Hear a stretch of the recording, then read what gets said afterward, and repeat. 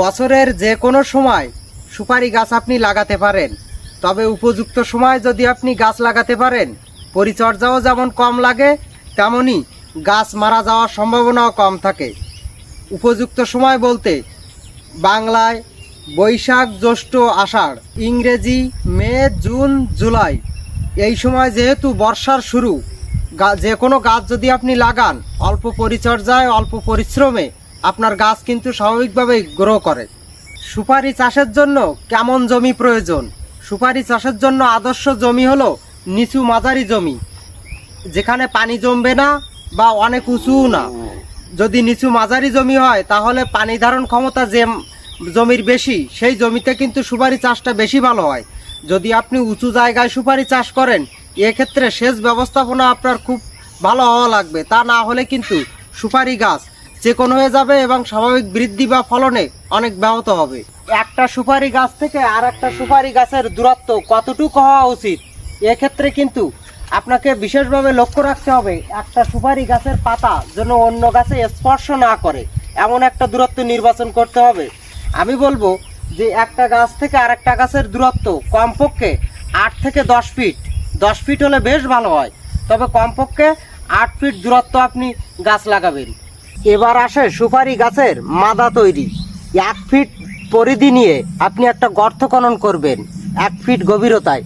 সেই গর্তে পর্যাপ্ত পরিমাণে জৈব সার, বাড়ির পুরাতন ছাই, গোবর, নাড়া পচা, পাতা পচা এবং সাথে রাখবেন কিছু অনুখাদ্য, কিছু সুষম খাদ্য যেমন টিএসপি, ডিএপি, এমওপি। এগুলো একটা চারা প্রতি 50 গ্রাম করে দিলেই চলবে।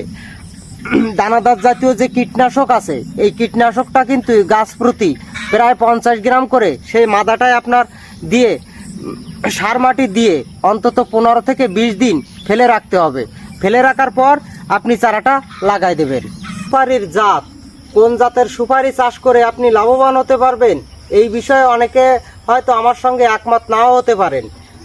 দেশীয় জাত আছে বিভিন্ন প্রকারের এবং হাইব্রিডও জাত আছে, তবে আমি মনে করি দেশীয় জাতের ভিতরে যে জাতগুলো আছে এই জাতগুলোতে যদি আপনি ভালো যত্ন আর পরিচর্যা করতে পারেন হয়তো হাইব্রিড জাতের সুপারিগুলো দ্রুত ফল আসে, কিন্তু দীর্ঘমেয়াদী ফল দেওয়ার জন্য আমি মনে করি দেশীয় যে জাতগুলো আছে এই জাত চাষ করলেই সবথেকে ভালো রেজাল্ট পাওয়া যাবে। সুপারি গাছে সাধারণত রোগ ব্যাধি তুলনামূলকভাবে অনেক কম, তবে গাছের গা হলুদ হওয়া, পাতা হলুদ হওয়া এটা কিন্তু একটা অন্যতম রোগ এবং সমস্যা। এই সমস্যার কারণে অনেক সময় গাছ মারাও যায়।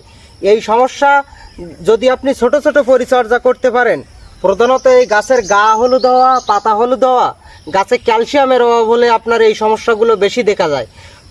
যদি আপনি গাছে চুন প্রয়োগ করেন এই সমস্যা কিন্তু দূর হতে পারে।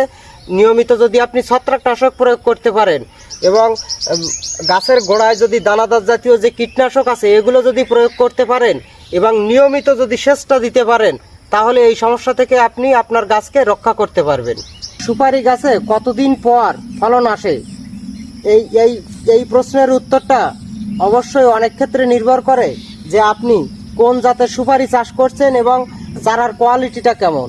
যদি ভালো কোয়ালিটির চারা হয় তাহলে 2 থেকে 3 বছরে কিন্তু ফলন আশা করাই যেতে পারে। তবে ছোট ছোট পরিচর্যা অবশ্যই গুরুত্বপূর্ণ বিষয় সুপারি চাষে।